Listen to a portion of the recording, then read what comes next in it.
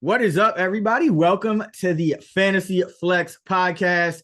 I'm your host, Chris Raybon of the Action Network, and this is our AFC North offseason fantasy preview episode. Here to break it down with me, another one of the top fantasy football rankers in the game, the odds maker, Sean Kerner. Sean, what is going on?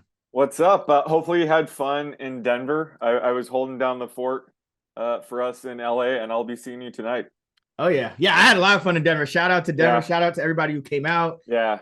Yeah, I'm sure I had a little viral video. Yeah, you had a bit of a sweat there. Yeah. I mean, yeah, that was an all-timer. Two missed free throws from Jimmy. And I think he did it again in the next game at some point. Yeah, what the hell? Were you like wearing the Gabe Davis lucky shirt underneath? Nah, what is going on? I gotta reserve that for football. I can't use that up on my back. I gotta get somebody totally different, a totally different shirt for that. But now, if you guys haven't been listening, we're going to break down pretty much every fantasy relevant player for every team in each division and try to get through it as best we can. So our AFC East and NFC East episodes are up right now here on the Fantasy Flex feed, and our NFC North episode will be out Friday, so stay tuned for that. But let's jump right into the Baltimore Ravens. Lamar Jackson, QB5.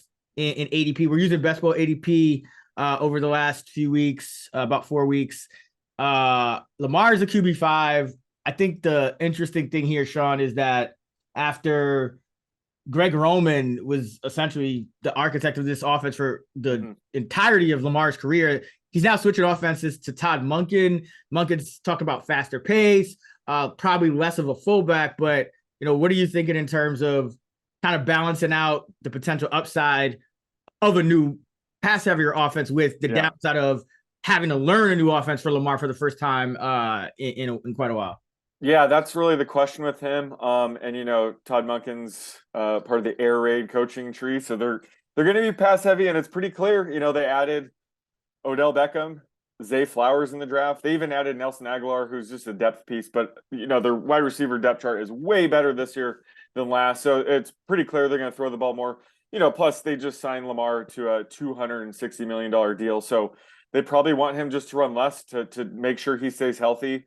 But I think we're still going to see him use his legs. He's still, one of the top rushing QBs. So there's a chance we see a 2019 sort of QB1 season for him. Just the combination of increased passing volume and still the rushing upside is there.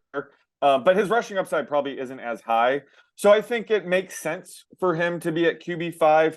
I mean, the top six is really good this year. I mean, you could argue Justin Fields or Lamar Jackson, even like at number 4. So I think as of now, I think QB5 makes sense, even though, his rushing upside might not be there as much this year. And I guess, the thing with QB5 is he's behind Burrow. Any issue with that? Because, Lamar, I still think, the rushing upside, if you feel like he has passing upside, he's still not, it's not like he's going to start just becoming like a statue. Any thoughts on that? Because I think that's a pretty interesting, either or. We'll get to that when Joe Burrow. Yeah, we're going Bengals next. Yeah, so I'm projecting Joe Burrow QB4, and I will explain that this is a tease. I'll explain why in a bit. But fair point.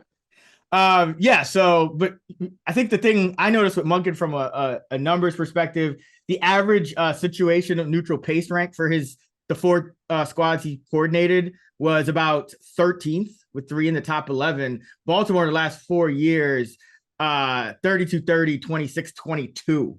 So we could see faster pace, and I think we see less fullback in the passing game. Ricard played on about nearly 30% of the pass snaps, so I think that'll go down. But yeah, Lamar, definitely a top 6 quarterback. I could see somebody like Justin Fields outscoring him. We'll talk about that in the NFC pod, but I also think Lamar has probably a little more upside than he's had in these past years, just because of the weapons and because of the potential increase in pace. So let's jump to the receivers. Let's start with Mark Andrews. Actually, let's go in that way. He's a tight end too. I am pretty intrigued by Andrews because I think we were all let down by him last year. But when I looked into the numbers, it wasn't really due to anything in his control. His route participation rate per game actually went up from 2 years ago, 84 to 88% last year. His targets per route went up from 24% to 25%. It's just that Baltimore wasn't as pass heavy, so his routes per game actually dropped from just under 37 to just under 29. So that's really what kind of dinged him. So if the volume is there, he could put up that season that's like Travis Kelce adjacent this year that we wanted him to last year. But what do you think about Andrews? Yeah, no, I have him tight end too. I'm right there with you. I think it's a good time to buy low. He's coming off a fairly disappointing season. He was the tight end 5, but that just has to do with these rankings. Just because you're ranked tight end 2 doesn't mean you're a lock to finish in the top 2. Just means you're most likely. And yeah, I think at this point we assumed that Andrews would probably leapfrog Travis Kelce by now, but Travis Kelce is still just elite as ever. So that's why he's still tight end 2. But I think Andrews is in tier 2 all by himself. I think there's a pretty big drop off from him from the next tier. And, his target rate could get dinged by all these new wide receiver additions. But like we said, this offense should be more pass heavy. So I think that's going to offset it quite a bit. So as long as Andrews is running around over 90% of the time, he has massive, massive upside. And I think, getting him at tight end 2 seems fair, but again, he's such a tier above the next one that I think he's still worth drafting early. Yeah, I mean, my bold call is going to be this is the year we wanted from Andrews last year. Because when I look at the underlying numbers, I'm just like, okay, if we just need more volume here, like he's in the prime of his career, and like I like to say, when you talk about guys like the supporting cast, that usually it's a hierarchical thing. Like the guy at the top, like there's no one here we expect to get 25% targets per route, right? Like, not Zay Flowers in year 1. Beckham hasn't been there in a long time. Bateman was close, but that was because he was kind of the de facto number 1 receiver. And, Andrew still did what he did. So let's talk about these guys though, because these are the guys that I struggle with. So the ADPs over the past month, and I'm sure these will be fluctuating, but Rashad Bateman, wide receiver 44. Zay Flowers, wide receiver 51. Odell Beckham, wide receiver 57. I feel like there's a positive case for all of them, but there's also a pretty negative case for all of them, because I don't know if all 3 of these guys, like one of these guys is probably going to beat that, but 2 of these guys actually may not. So I'm a little concerned about this at this point. I think earlier in the offseason, I was pretty down on Beckham, who is in the mid 40s. His ADP has dropped. So how are you projecting Bateman, Flowers, Beckham here? Yeah, it's really tough. And this is, if you invest in these guys, you just have to invest in the passing percentage would be much higher, which I think it should be. So there could be enough volume to support 1 or 2 of these guys, but one of these guys is going to bust, or maybe 2 of them. So it's important to get it right. I think the ADPs right now are fair. I think Bateman should be the first one off the board, which he is. He's going to see more competition for targets with Zay Flowers and Odell Beckham there, obviously. But that could be offset with the team just passing more. And Bateman's only 23 years old. He was a first-round pick not that long ago. He's entering year 3. If he stays healthy, he could crush his ADP. So I think he carries probably the highest floor of the trio. And he does carry a pretty decent ceiling. So I think in the wide receiver 45 range makes sense if you're going for a high floor play. But I think in just terms of ceiling, I think Flowers probably offers the higher ceiling. He's the first round pick this year out of Boston College. I think he has a pretty wide range of outcomes. He's a smaller wide receiver at 5'9", but he's a solid deep threat. Like he could do it all. I think the Tyler Lockett, Brandon Cooks comps seem fair to me. Like I think that's the type of receiver he could be. So I think he could have like a Marquise Brown type rookie season. Remember Marquise Brown, hit the ground running in this offense.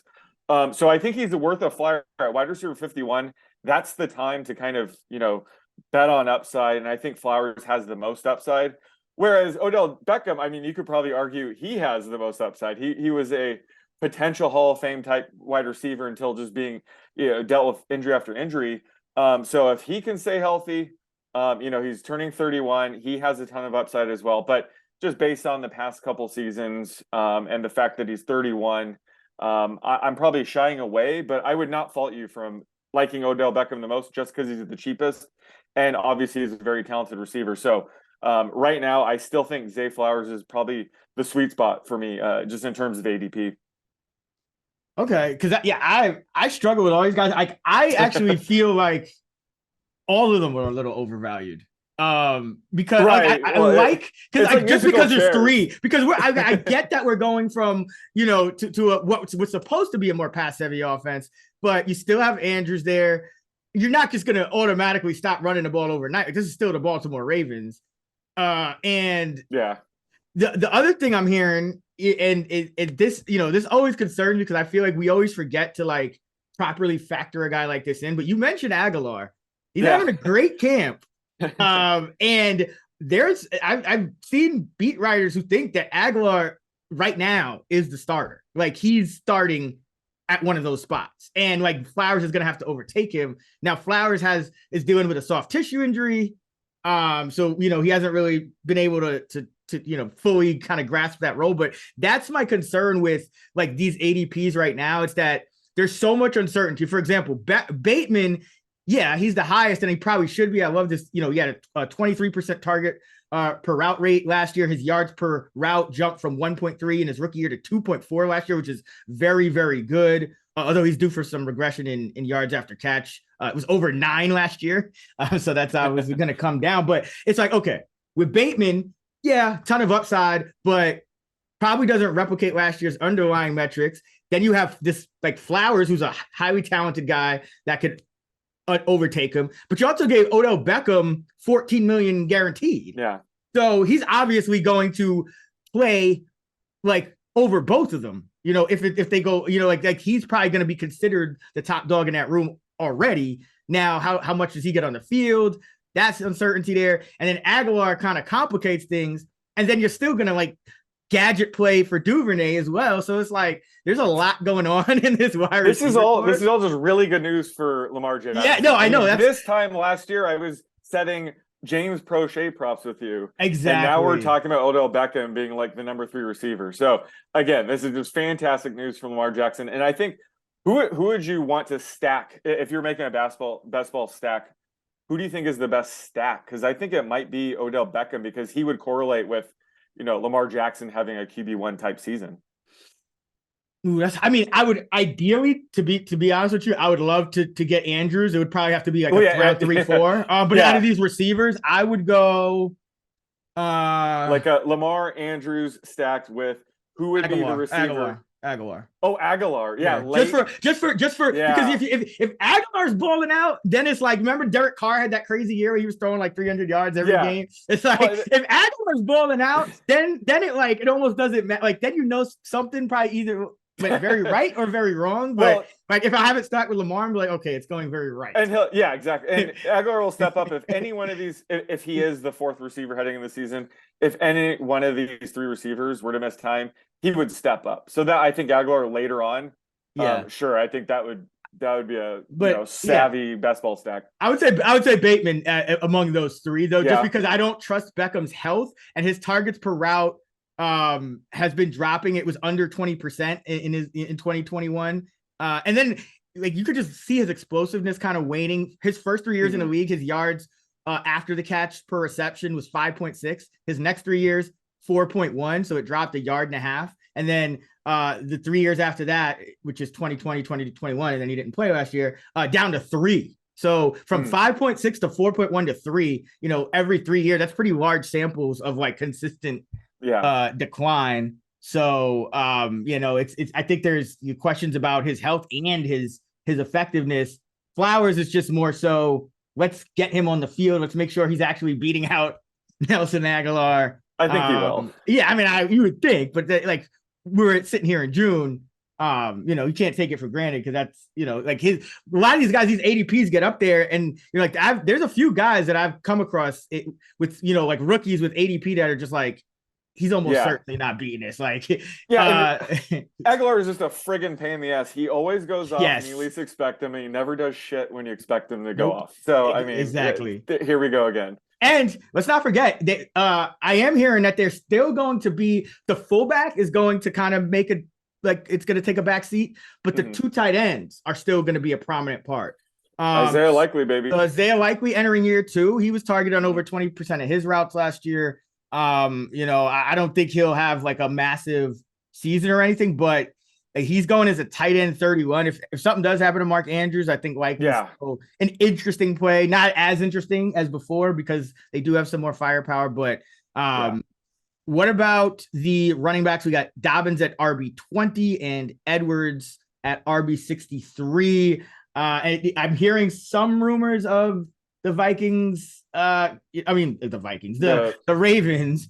Gotta get my purple teams because the Ravens could be looking at a trade for another. I don't know. I'm hearing Aaron Jones's name thrown around. I don't think that's realistic, but it's I am hearing kind of running back rumors here. But as of now, it's Dobbins, Edwards, and Justice Hill, top 3 on the depth chart. What do you think? Yeah, again, it's still, early June, so I'm not loading up too much in best ball other than just get as much Alexander Masson as possible. So yeah, be careful about that.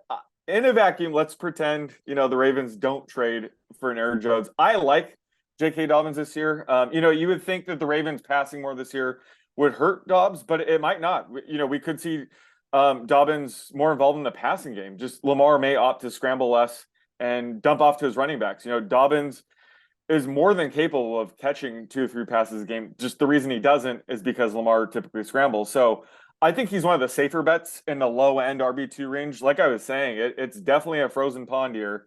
And he wasn't 100% for much of last season. He barely came back. He was kind of hobbled when he was in there. And he still managed to finish 3rd out of 59 backs in my expected yards per attempt model. And he should be even healthier heading into 2023. So I think this could be a great season for Dobbins. I remember we were kind of like shying away from him last year because he was banged up entering, and then, take him the next season. That's kind of what we did with Saquon Barkley. So I kind of see that progression with Dobbins. I think this range makes a ton of sense for him. And the Ravens, they're not going to be just full on air raid. They're still going to run the ball. So I think Dobbins has plenty of upside in this offense still. Yeah, and I love betting unders, so I love 311-pound fullbacks.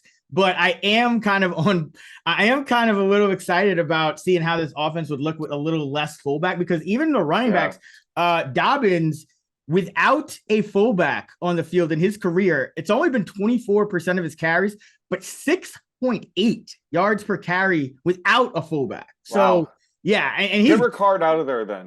Yeah, right. And Gus Edwards has been slightly better as well without a fullback, but nice. These Ravens backs, I think they'll be fine. They got some power to them. But Gus is there at 63. He really has never shown much in the pass game. Yeah. What are your thoughts on him? Yeah, so again, he also missed a few games last year due to injury, but he remained efficient. He averaged 5 yards per carry, something he's done in all 4 seasons. Yeah. So he's always efficient, but he had 0 receptions. So he specifically would be hurt from the Ravens being a more pass-heavy attack.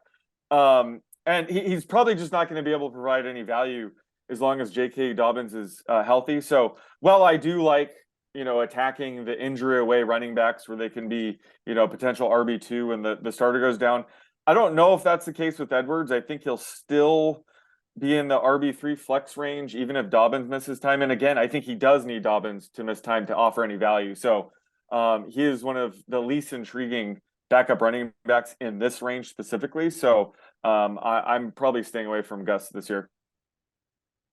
Yeah, I mean, I guess we have to see. For me, it's just how the ADP kind of shakes out, because if I like Dobbins and Gus, I mean, even at 63, he's almost free, not quite. Yeah, but he's pretty cheap there. If I can get in a redraft league, if I can get the handcuff for a guy and I don't really have any competition for him, I always kind of like those situations, just because I can wait until like the last round, almost like a kicker or something, and just take the handcuff. But that's kind of a redraft specific thing. Okay.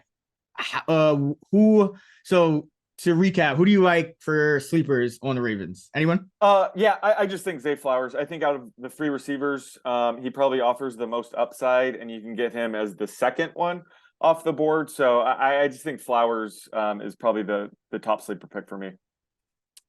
Yeah, I don't have anyone. I mean, I think everyone's kind of Yeah. properly valued or maybe a little over. What about Bust? I'll just have to go with Gus Edwards. Again, if Dobbins gets hurt, that's going to look silly, but I'd rather have Jalen Warren or Chase Brown in this range if we're going, the backup approach. But if they're off the board, then I'll consider Gus. But I think of all the Ravens, he's probably the most overvalued. Yeah, for me, it's the entire wide receiver core. I like so. I'll kind of clarify it though. I think Bateman and Flowers are a little bit overvalued in redraft, right? Because Yeah. I think they're like Bateman's going to be on the field. I just he's probably going to run more lower percentage routes. It's going to be harder to know exactly when he's going to go off, especially with the more competition. And then Flowers kind of the same thing. I just and then Odell, I think he's still. I still think he's going to bust just because I don't think he's as good as he once was, and I don't think he'll be able to stay healthy. But at the same time, I think he'll get that chance because they gave him 14 mil guaranteed. So he's kind of just going to be in there mucking things up for everyone.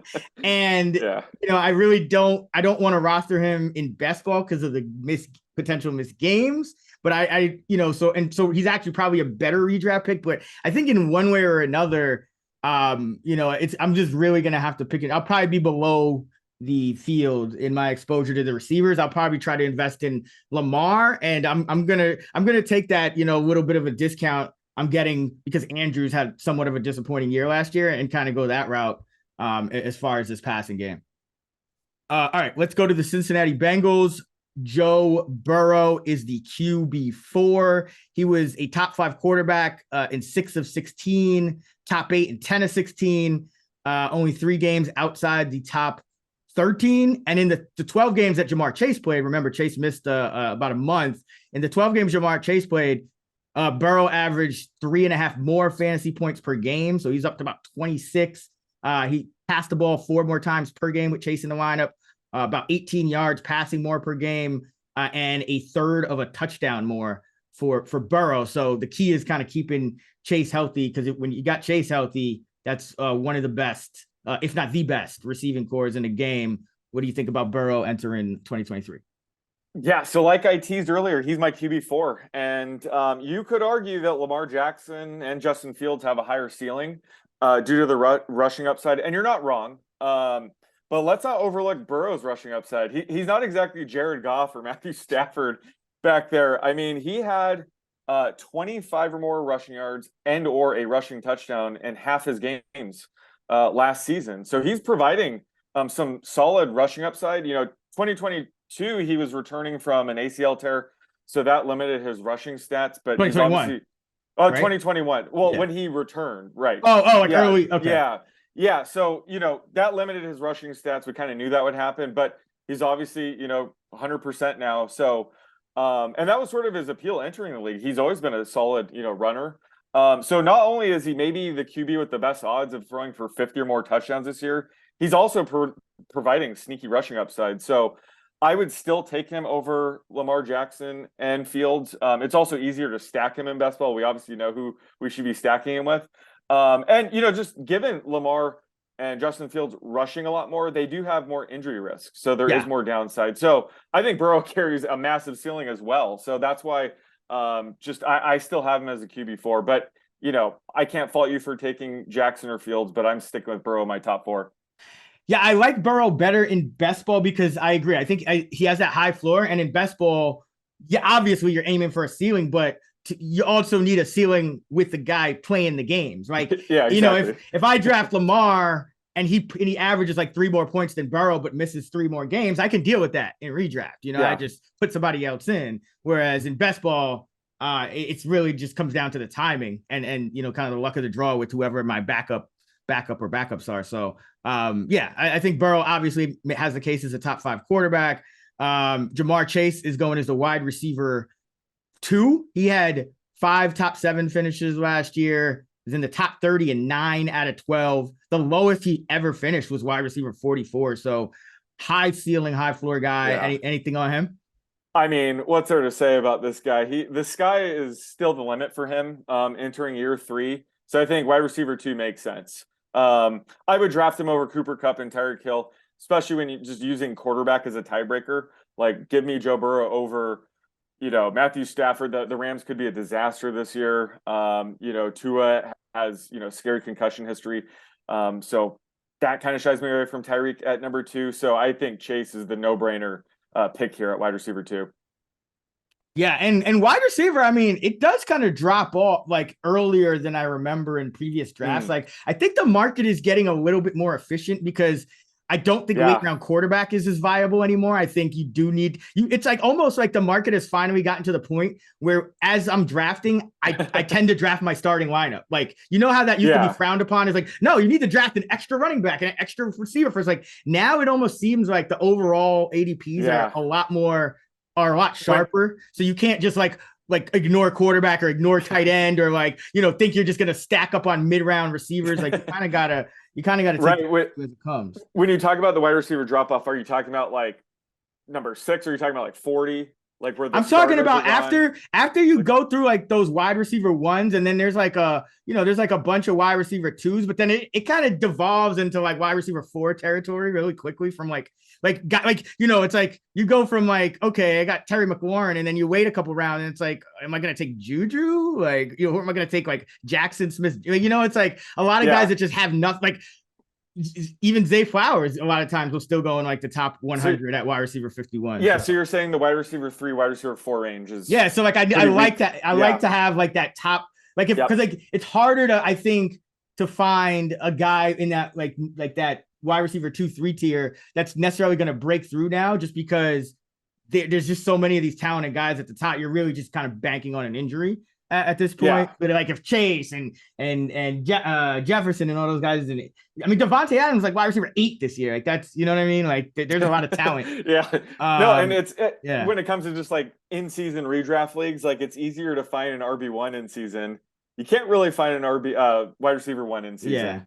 Because running back is so fragile that it does lend to like, striking gold in season. Yeah, I think the value is actually like the pond might be like thawing out, because I feel like the value is actually in the running back 2 tier, and I'll talk about Mixon in a minute. But T Higgins is the wide receiver 12.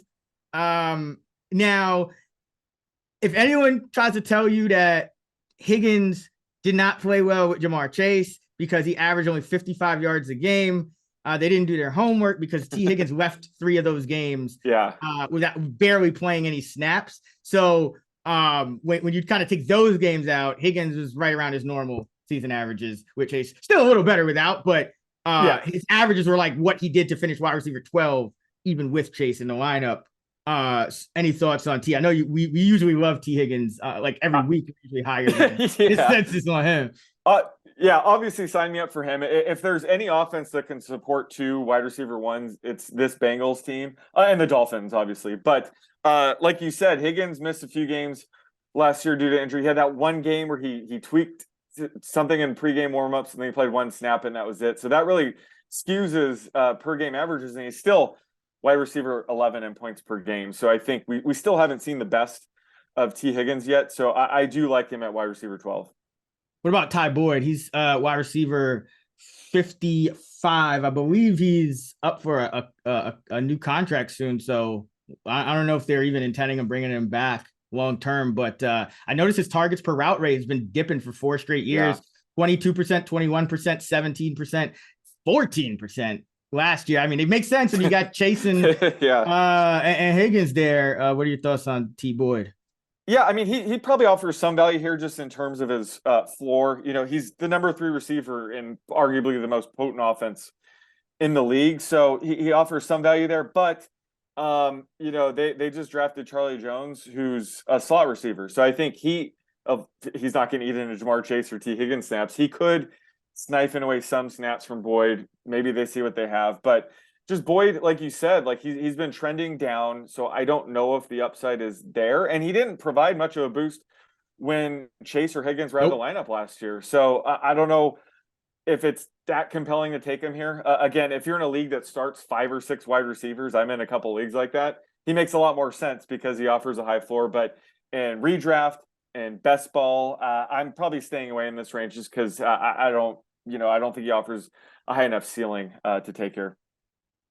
Yeah, the ceiling's like really not there anymore with his efficiency declining a bit. And I mean, he had some decent touchdown luck last year, even for being, you know, a slot receiver with a somewhat low ADOT. But yeah, I think this is, you know, wide receiver 55 is not really much you could do with that, and unless like you said, you're in a deeper league and you just need a kind of short points. If not, I'd rather go for a guy that has more upside to get to that, you know, number one in the pecking order there, or just like a rookie who we haven't, you know, the unknown, because like Tyler Boyd is such a known quantity at this point. But Irv Smith is here now. He's the CJ Usoma, aka the Hayden Hurst of this year for the Bengals, or at least they want him to be. Only got $400K guaranteed, so you know, not a huge investment, but it could be a shrewd one if they can get him to stay healthy. The Cincinnati starting tight end did finish in the top 20 in 10 of 16, 63% of the time. So Smith is tight end 21. I've seen him a little higher in some other spots, but I mean, he should be able to meet or exceed this ADP if he stays healthy. Is that kind of your thought with him? Yeah, exactly. And if you recall, like Hayden Hurst was my most rostered tight end in best ball last year. This time last year, his ADP was around like tight end 30 to 35. And Irv Smith, he's being brought in to replace that role. And, you know, he's been held back due to injury to start his career, but he's still young. He's 24, still talented. I mean, he was a second round pick. So as long as he stays healthy, he should easily post, you know, tight end 2 numbers in this offense with tight end 1 upside. And if any of the top 3 receivers miss time, he's going to move up in the target pecking order. We saw that with Hayden Hurst last year. So he has built-in upside there. So hopefully he can stay healthy this year, knock on wood. But I think he would clear this ADP if he does. Yeah, and I think him not being healthy would probably be the best case scenario for a guy like Tyler Boyd, because, you know, then Boyd becomes, you know, that the true third target. Whereas I think Hurst actually was targeted on a per route basis more than Boyd last season. Which, you know, kind of contributed to Boyd's up and down season. But let's talk about these running backs. So they drafted Chase Brown in the 5th round out of Illinois, and they let Samaje Perine go. So, you know, there's that kind of Perine role, or you know, that RB2 role open for Brown. You also got Joe Mixon still here. There's a lot of rumors, you know, could he be on the way out? Looks like they're just going to kind of roll with it for at least another year. So what are your thoughts on the 2 backs here? Yeah, so Joe Mixon's ADP is around, where is it now? Like 18, and then Brown is 60. Yeah. So, I mean, Mixon was dealing with those legal issues and the chances of getting cut by the Bengals before the season. But as of now, neither look likely to prevent him from being a Bengals, you know, the Bengals lead back for another season. So I think RB18 is a steal. This isn't as big of a steal as Alexander Madison, RB30 for the past month, but it's still a steal. The Bengals also let Samaje Perine go, so there's a chance Mixon could see a bigger workload, especially in the passing game. So he's a clear value play at RB18 right now. And in terms of his backup, I love his backup as well. I was surprised Chase Brown went in the 5th round, and this is a great landing spot for him too. For some reason, watching him in college, he reminded me of, if you remember the old school Vikings, Robert Smith. Oh, hell yeah.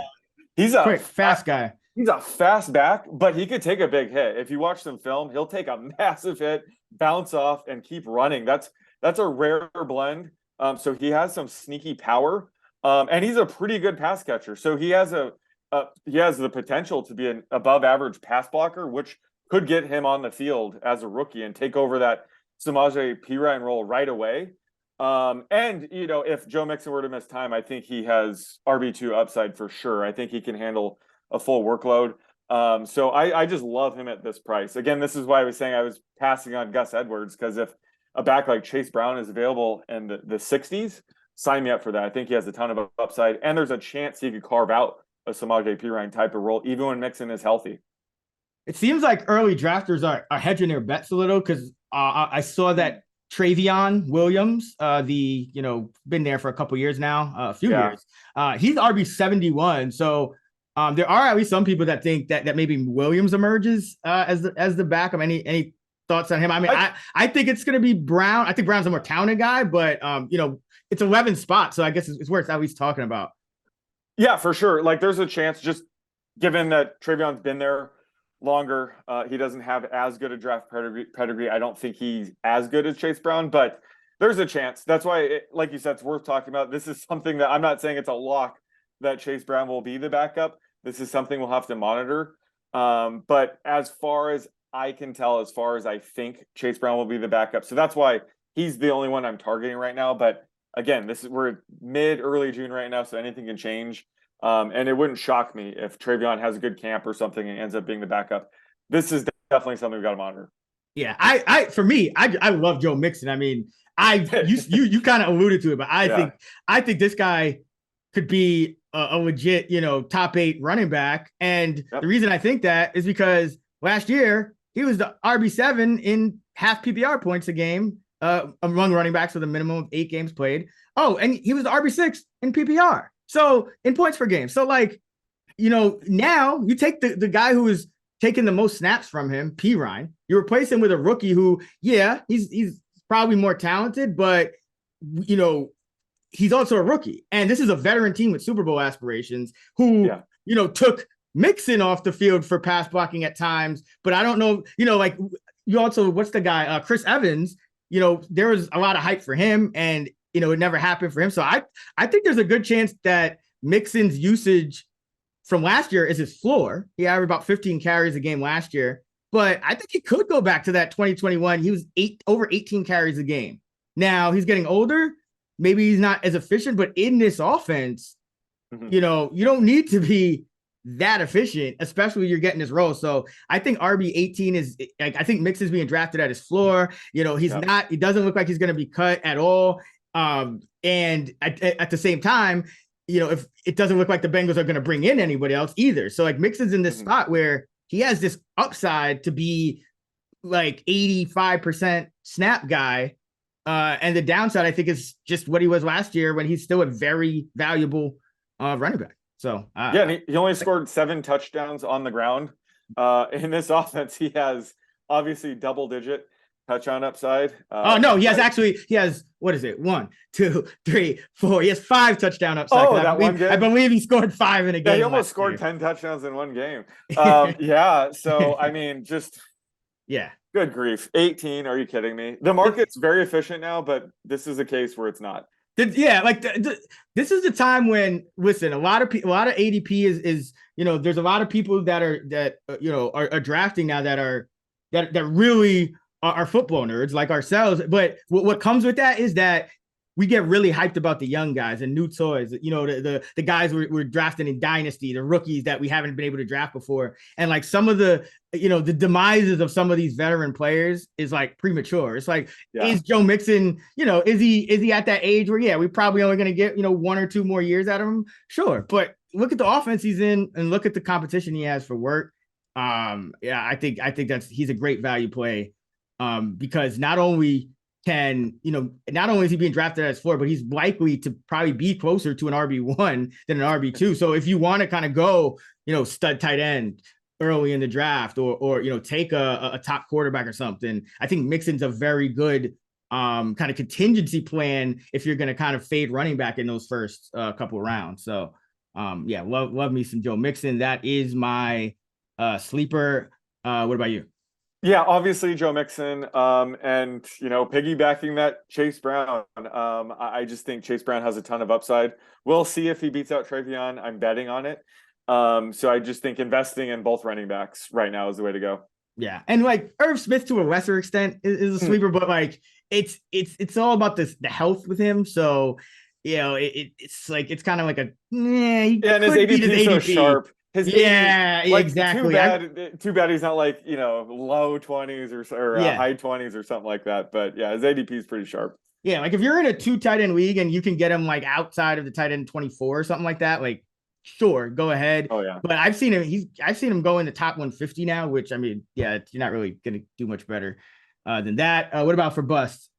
Well, bust is pretty harsh. I think Tyler Boyd offers a pretty high floor where he's going, but again, that's the range at wide receiver where I'm betting on upside. And we didn't really talk about him, but I think, Charlie Jones could impress as a rookie. So, Boyd has maybe a lower floor, just given the potential competition now in the slot. So I just think where he's being drafted, I want to invest in all the Bengals.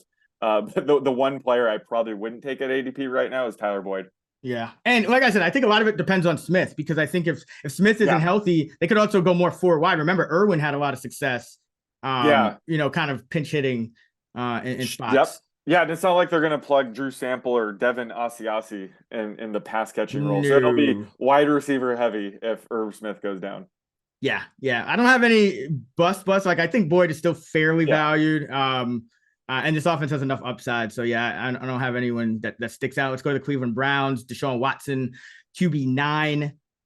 I'm starting to like Deshaun Watson more and more from a fantasy perspective, that is.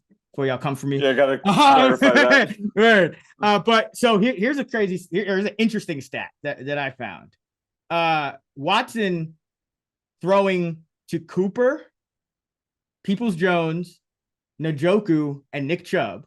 So essentially the core of who's going to be there this year.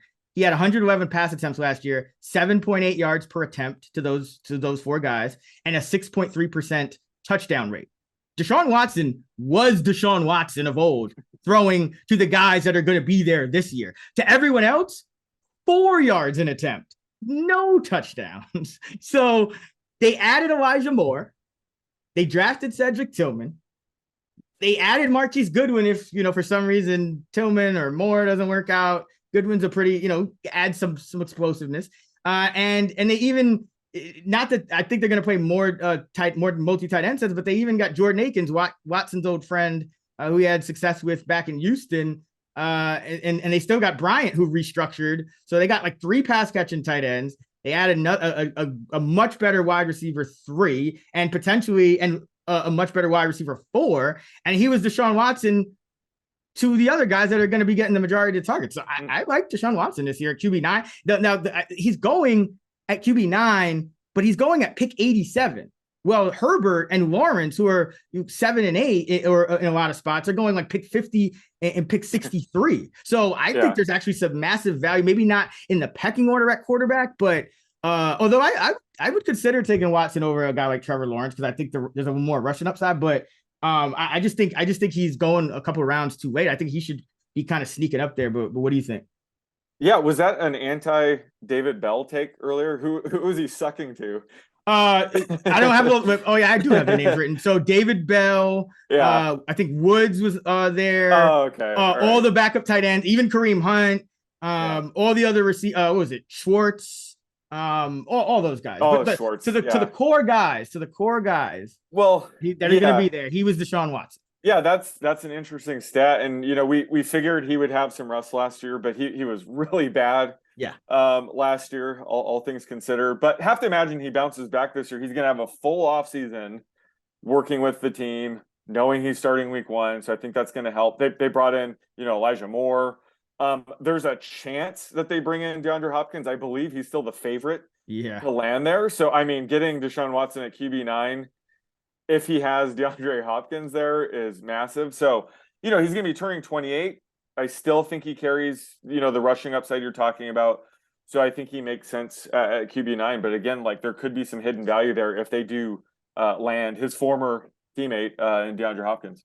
Yeah, and to be clear, I just think they already did enough. I mean, I think Hopkins would be gravy. But I think I don't know if I trust those odds. I just think no one really knows at this point, and because of the connection with Houston, that's kind of where the bookmakers are slotting him in. Amari Cooper, wide receiver 18. He was about a yard per target better with Watson, last year than Brissett, but Brissett played pretty well. Little more boomer bust was Cooper. The catch rate went down to 54% compared to 61% with Brissett, but wide receiver 18. I think last year he was going around wide receiver like 29 or 30. So he has jumped up quite a bit, and this is what his age 30 season. Oh, no. 29. He's still like 28. Cooper, really? Let me see. Oh, wow. He started pretty young, so He did. he's still tail end of his prime. I think you would still say he's Yeah, sort 29. of You're right. Yeah. yeah. Yeah. So what are your thoughts on him? Like, are Yeah, you buying? so yeah, I think that, like I mentioned earlier with the DeAndre Hopkins potential signing, I don't factor that into my projections right now. So Cooper is my wide receiver 18 right now. That's his ADP. So I'm in line. So just that chance, I would say, 20-30% chance Hopkins goes there. You have to factor that in. But in a vacuum, I still like Cooper. We just said he's still in the tail end of his prime. He's not quite 30 yet. Last year, he had 39% of his team air yards, sixth highest. It was such a, top heavy offense last year. So I think adding, target competition with Elijah Moore, potentially Cedric Tillman. I'm not too worried about him. Could ding Cooper a little bit, but again, he's going to be the alpha in this offense.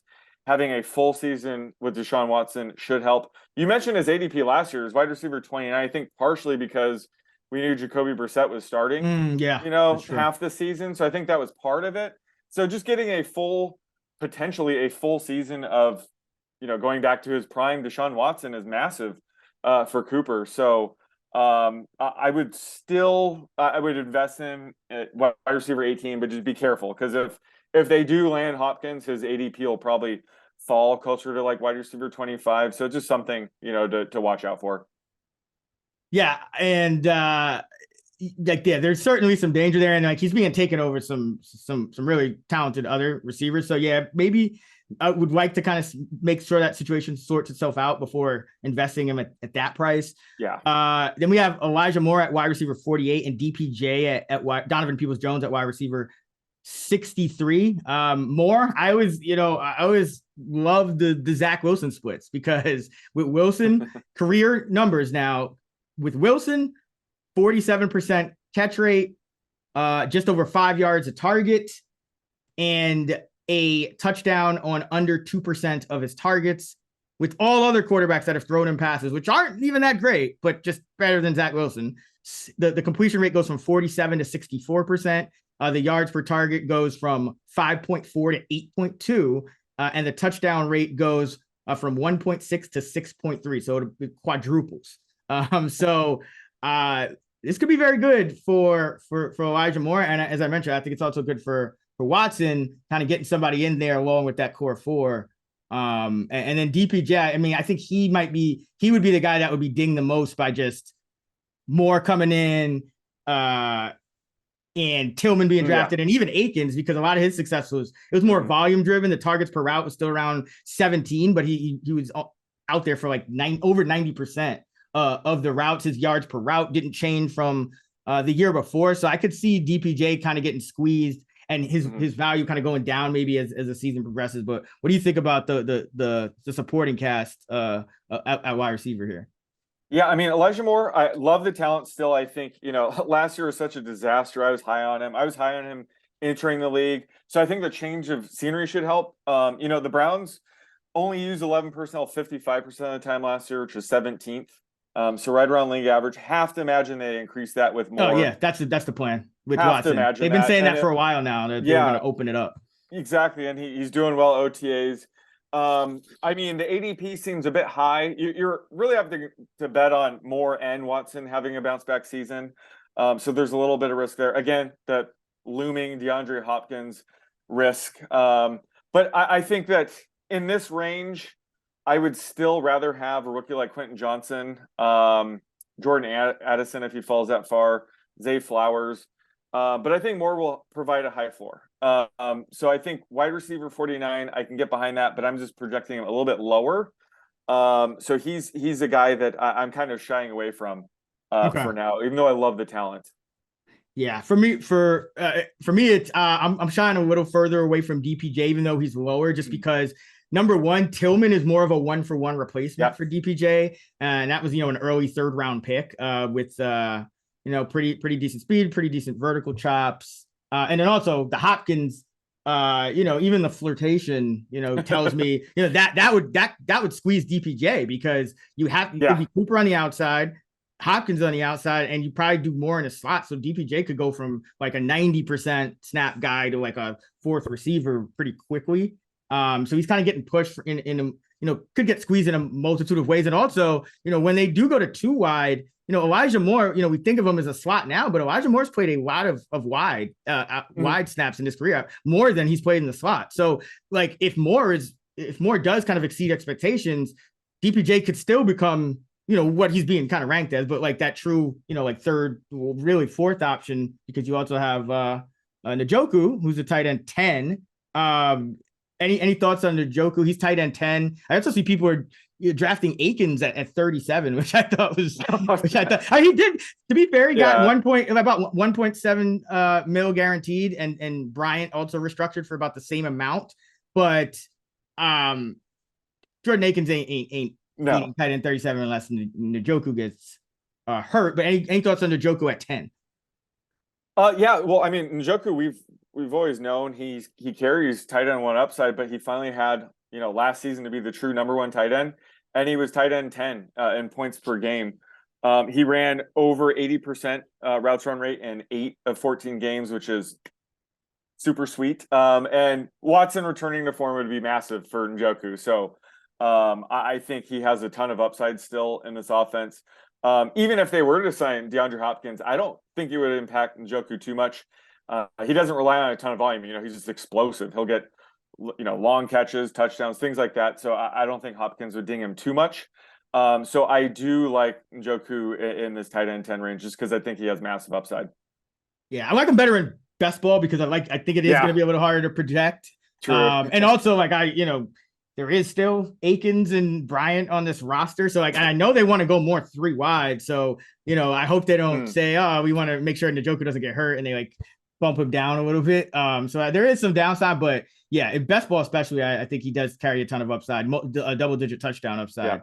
Yeah. Nick Chubb, no Kareem Hunt. As of now, we don't, we've heard rumors about the Browns maybe acquiring somebody else, maybe a Zeke or somebody like that. But as of right now, it's Nick Chubb's backfield at RB7, and then it looks like the backup is going to be second-year man Jerome Ford, a fifth-rounder out of Cincinnati last year, who is pretty fast. Thoughts on the backfield? Yeah, so Chubb obviously remains, one of the best pure runners in the game. 5th straight season with over 5 yards per rush. Hopefully your model's factoring that in by now. Oh, yeah. Him and Aaron Jones, baby. yeah, Aaron Jones as well. Despite Kareem Hunt being healthy all 17 games last year, Chubb was much more of a workhorse than anticipated. With Hunt out of the picture, we could see Chubb handle an even bigger workload this year. We'll talk about Ford in a bit, but I think Chubb will have big workload out of the gate. So RB7 sounds about right, just because the lack of pass catching upside prevents him from being like a true top 3 type of back, but he probably has the highest floor of any back in this range. So again, just Nick Chubb in that RB7 range sounds about right. Just his upside is going to be limited because he's not as involved in the passing game. Yeah, I mean, yes, but also maybe not as many as most, because like Chubb has always been splitting. Like he's really only had I think 1 year where he's gotten like that true workhorse role. They've always kind of held him in check. And this year, last year, like you mentioned it, Hunt stayed healthy, Chubb stayed healthy. So they both played all the games. And Chubb had 56% of the snaps, 17.8 carries, 2.2 targets, and 1.6 catches. So like if he just gets to like 60, 65, 7, like he has 20 plus touch upside every single week. And if he like with that efficiency and the fact that this defense looks like to be improved, Watson should be better. Yep. I have no problems taking Nick Chubb here. Exactly. I feel fine. Like floor so high, but yeah, Ford, he's intriguing. RB 57, mostly a kick returner last year, but they let Dearness Johnson go, they let Kareem Hunt go. They obviously feel decently about this kid Ford. Exactly. No more Kareem Hunt, no more Dearness Johnson as well. So I think Ford should be Chubb's clear backup. He was their 5th round pick last year. He's out of Cincinnati. He definitely has the talent and skills to be a 3-down back. He's pretty similar to Kareem Hunt, actually. And he could carve out a similar role. And he didn't produce much as a receiver at Cincinnati, but that had more to do with the scheme and Desmond Ritter just not targeting running backs. That's been a theme heading, in the NFL as well. But Ford flashed as a pass catcher in the preseason last year when they gave him that chance. So it's a shame the market has him so high. Again, the market's pretty sharp here Yeah. at RB 57, but I think it's warranted. I think he should be in that upper echelon of like true backups. Like he's probably not going to provide value when Chubb is healthy. He might be able to carve out a Kareem Hunt role, but it's unlikely. But if Chubb were to ever miss time, I think Ford is more than capable of being a true workhorse back and providing potential RB2 value. So of these backups in this range, he's one that I'm definitely targeting. Yeah, I mean, it's not going to be Felton, even though Felton will be like more of a running back this He's like year. a wide receiver, right? Like it's going to be, it would be like Ford with Kelly being like the RB3 and Felton being like like a gadget. Exactly. Yeah. All right. Sleepers for the Browns. What you got? Anyone? Gotta go Drum Ford. I just think based on the ADP, the potential upside he provides there, gotta be Jerome Ford for me. For me, it's Watson. Again, I just think going in the 80s is too low. Like I think this guy has legit. He's one of the few quarterbacks that has the passing and rushing upside. If you miss out on a Hurts or a Fields or Allen and the support, everything is right around him. So you just got to take a chance on the upside. But I'm willing to after kind of looking into it. I think he does bounce back this year. All right, for busts, anyone? I'm still sticking with Elijah Moore. It's one of those things. If he falls outside the top 50, I mean, I could definitely see myself taking him. It just inside the top 50, you have guys like Quentin Johnson, even Juju Smith-Schuster, who we've talked about, I think has a higher floor. Zay Flowers goes around this range. There's other guys I'm targeting. But if he were to fall outside the top 55, I like him. So just based on current ADP, I'm gonna have to go with Elijah Moore. For me, it's DPJ, just because I just think he kind of maxed himself last year. He's going to be a more of a lower percentage route runner, and now they have more high percentage guys to kind of take targets away. He could get pushed by the rookie, could get squeezed by Moore. So even with an improvement from Deshaun, I don't think he's, you're going to do much better than, kind of the 60s at wide receiver for him this year. So I think he's kind of being taken closer to a ceiling, and you're not really going to know when to predict those big games either. So if he drops maybe into the 70s or 80s in best ball, fine, but not a guy I'm excited about. I think last year was the time to take him probably for free almost. And now it's, the time has passed. And also Jordan Akins is not hitting tight end 37 unless of an injury. I'm just going to throw that out there. All right, let's go to Pittsburgh. Kenny Pickett's the QB 21. I mean, my question for you is, how are you projecting his touchdown passes? Because he had 7 on 389 attempts, a cool 1.8% touchdown rate. I mean, that's like almost unheard of. I feel like he has a wide range of outcomes because he could take a year 2 jump, but he has like double benching risk because they have Trubisky and Mason Rudolph to turn to if something goes wrong. So what are your thoughts on Pickett entering year number 2? Yeah, I mean, he's due for some positive touchdown regression, but I'm not expecting too much. So I have his line right now right around 19 and a half. That's where I'd set it. Pretty low. Pretty low, which hurts the receivers. But Matt Canada returns as the OC, which should give Pickett some continuity heading into year 2. I don't love it. I don't think Canada's a good offensive coordinator at all. I think he does limit sort of the upside of this offense. So we'll see what happens. But I think Pickett, he's going to have a year 2 breakout. Like you mentioned, he didn't throw for multiple touchdowns in a single game last year. And he threw less than 200 yards in 6 of his 10 full games. I mean, it was pretty ugly, not going to lie. But he does have that, rushing upside that he flashed last year. So it's just not enough to make up for the sheer lack of passing stats. But he has potential in this offense. He has 3 really good pass catchers at his disposal. So the potential's there. I think the ADP is fair. I'm not excited about it. I think if all goes well, he'll be like a mid-range QB2.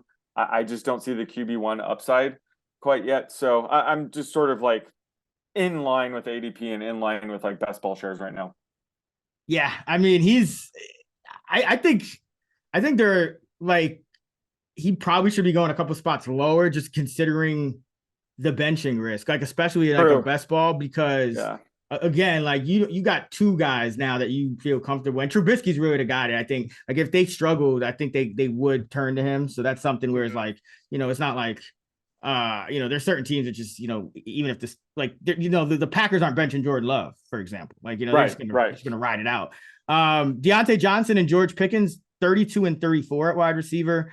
If you had like, which one do you like the value more? You're buying the dip on Deontay with the 0 touchdowns, or are you banking on the year 2 breakout for Pickens, who was kind of a lower percentage route runner, but Yeah. flashed. Yeah, I'm buying the dip. I prefer Deontay Johnson here.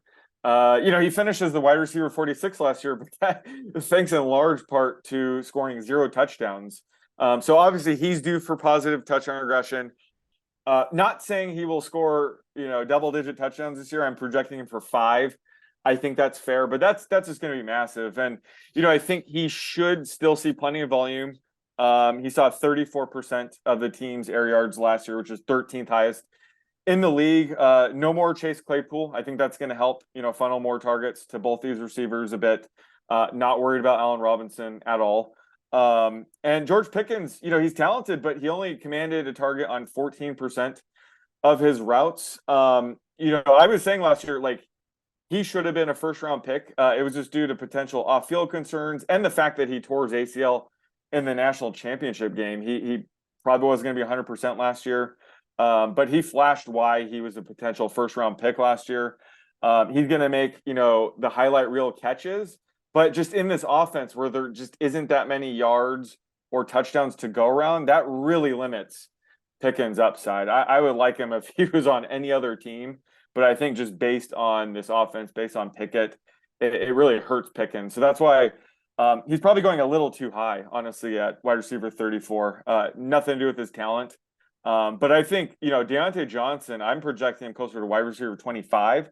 Hmm. So, give me Deontay at wide receiver 32. Yeah, I'm a little skeptical of both of them, to be honest with you, just because like Deontay, my worry is like we saw his target per route rate dip from 27% a couple years ago to 23% last year. And I'm just Yeah. like, it's really, I think it's a Matt Canada issue, but I just worry that Pickett doesn't have as good a chemistry as a guy like Big Ben Roethlisberger, who would just, spam Deontay with targets. Yeah. And so now you factor in that like there is like a mathematical jump, 22-year-old wide receivers entering year 2 make, which would be Pickens. So like, yes, it was like 23 to 15% last year, but that gap could even close more. All the while, there still just could not be that much efficiency because, again, this Canada offense, I'm just not sold on. So I actually think both of them may be going a little bit too high. Mhm. Obviously, I do think Johnson will not have 0 touchdowns again. I think he'll regress there. Yeah. But I'm still kind of looking into that. Allen Robinson, I want no part of at 81. I think there's a chance Calvin Austin, who missed all of last year, Yeah. 4th round out of Memphis, comes in and kind of like that Steven Sims role if Robinson struggles. But yeah, Robinson, I mean, he's definitely in a decline. If he's not going to be like the number 1 receiver, like he came on near the end of last year with like over 4 catches for 46 yards a game when like everyone got injured for the Rams. But Wow, 4 catches for 46 yards, balling. yeah, over the last 5 games, 4.2 for 46. But as the number behind Johnson, Pickens, and Fryer moves to the tight end 9. I don't see really any point of taking him at 81. I'd probably rather take a shot at Austin at 112. And then Najee is RB10 and Warren 61. What are your thoughts on the backs? Yeah, so Najee finished as the RB12 last year, but he was RB17 in points per game. He played all 17 games, but he was never really 100%. He was dealing with that nagging foot injury and other injuries all season long. So he's a gamer. He's one of those backs where he's gonna have to be really injured to miss games, which is kind of nice when you draft him as a lone RB1. But I just don't see the upside there. Because the appeal for Harris has always been the volume. But he's never going to be the most efficient runner, but you can bank on, 20 plus touches.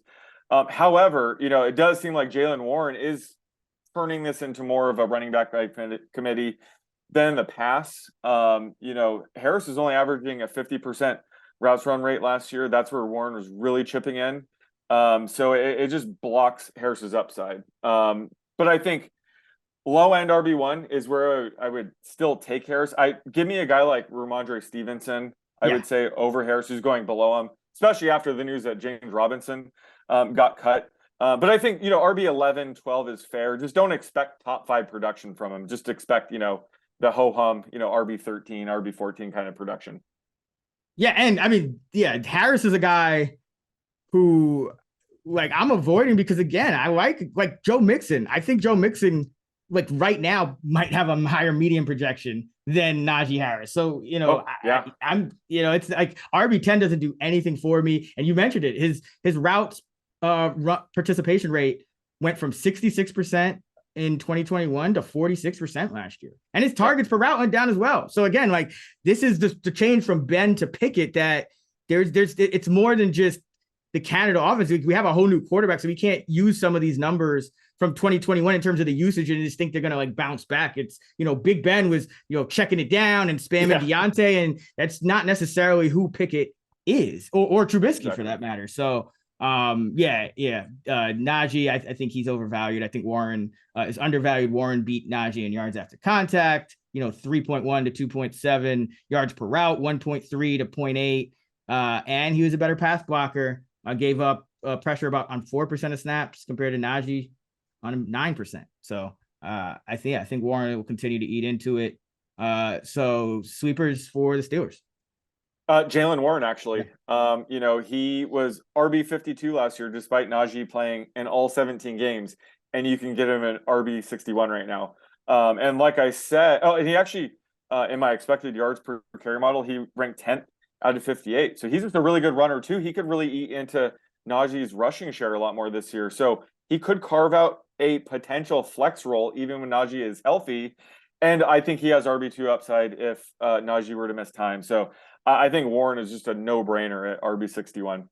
Yeah, totally agree. Jaylen Warren or bust. What about for bust, overvalued guys on the Steelers? Well, I take your point when you say both receivers, but I'm gonna hone in on George Pickens. Bust is a bit harsh. Again, love the talent, but just this offense is gonna hold him back. I just don't like his upside in this offense. So while he's gonna make some amazing catches, it's just not gonna produce high end wide receiver 3 numbers. So I think his ADP in the mid 30s is just a bit high right now. Yeah, I mean, for me, I'm not even going to put those two guys in because, like, I just think there are actually bigger potential busts here. I think Najee Harris is actually one of them. I just think a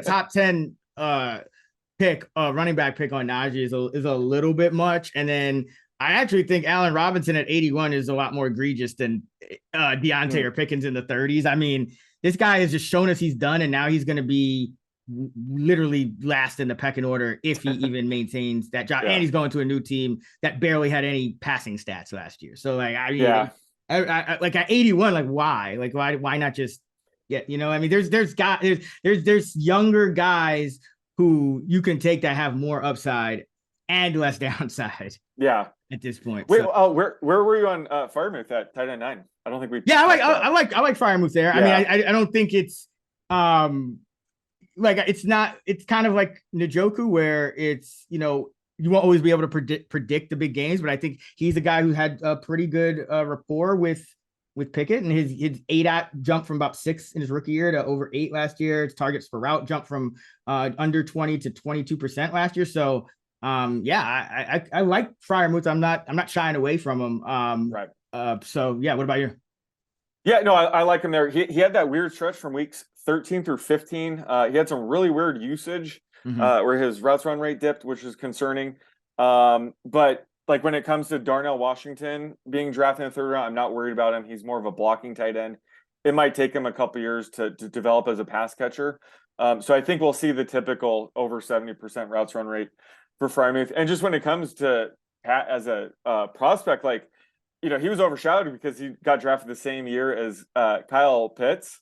Yeah. But if Pitts wasn't in that class, like he would have been the clear number one tight end pick. He would have had more hype entering in. So I just haven't been shocked that he's a top 10 tight end. Like I think he's legit talent wise. He's 24, entering year 3. So I love him. Again, just maybe the offense holds back his ceiling a bit, but I do like him in the top 10. And again, I think that 22% targets per route is pretty significant because that's high for a tight end. And that was 1% lower than, actually 0.9%. He was 22.1, 0.9% lower than Deontay Johnson, which is again why I'm a little bit like, I don't know about Deontay. If we could just put those, like, those Ben years into the calculation here. And so if Freiermuth just kind of bounces back with the touchdowns a little bit, his touchdowns per catch went from 12% 2 years ago to just over 3% last year. So just a little bit of regression, and we'd be in business. So I like Freiermuth. But that is going to wrap it for our Fantasy Flex AFC North fantasy preview. If you want to hear us talking NFC North, that episode will be up Friday. Our AFC and NFC East episodes are already dropped right here on the Fantasy Flex feed. Stay tuned next week for our AFC and NFC South previews. You can find Sean on Twitter at @_oddsmaker. I'm at Chris Raybon, and you can find us at those same handles on the free award-winning Action Network app. Until next time, let's get this money.